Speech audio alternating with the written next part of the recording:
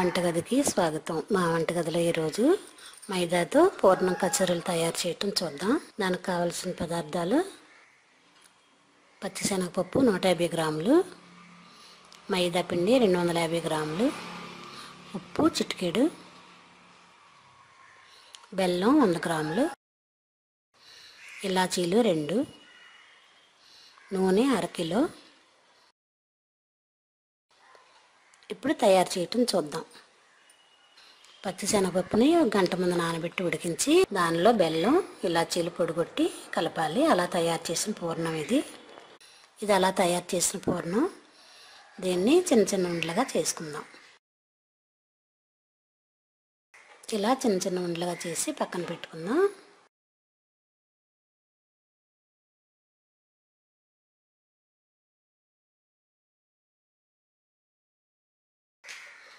ఇలా తయారు చేసిన ఉండలు ఇవి పక్కన పెట్టి మైదా పిండి చిటికెడు ఉప్పు కొద్దిగా వాటర్ వేసి ముద్దలా కలిపాం. ఆ కలిపిన పిండిది ఇప్పుడు చిన్న చపాతీలా చేసి కచోరీలు ఎలా తయారు చేయాలో చూద్దాం. ఇప్పుడు చిన్న చపాతీలా లేదా పూరీలా పల్చగా ఒత్తుకోవాలి.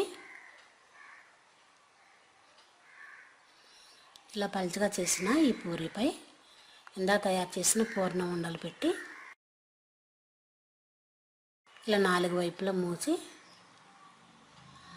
ఎగస్ట్రా ఉన్న ఈ పూరీని తీసేసి ఇలా ఉండగా చుట్టాలి. ఇలా రౌండ్గా చుడితే లోపల పూర్ణం ఉంటుంది, బయటంతా మైదా మిశ్రమం ఉంటుంది. కాబట్టి వీటిని కచోరీల్లో తయారు చేయొచ్చు, లేదా బూరెలు కూడా అనొచ్చు, మైదా బూరెలని. ఇలా చేసి ఇలా పూర్ణం ఉండబెట్టి దీనిలో రౌండ్గా చుట్టి ఇవన్నీ ఒక పక్కన పెడదాం.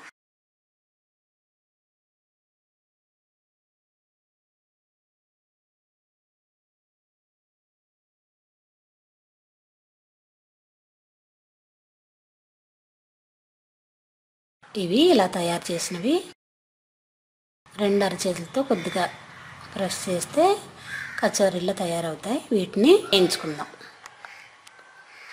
స్టవ్ పై ఆయిల్ పెట్టి కాగిన తర్వాత ఇలా తయారు చేసిన కచోరీలను వేసి వేయించుకుందాం.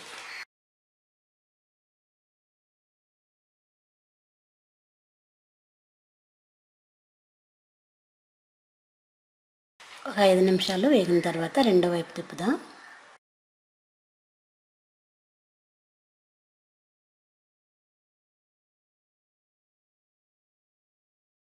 ఇలా మొత్తం అటు ఇటు 2 వైపులా వేగిన తర్వాత ఒక ప్లేట్లో తీసుకుని సర్వ్ చేద్దాం.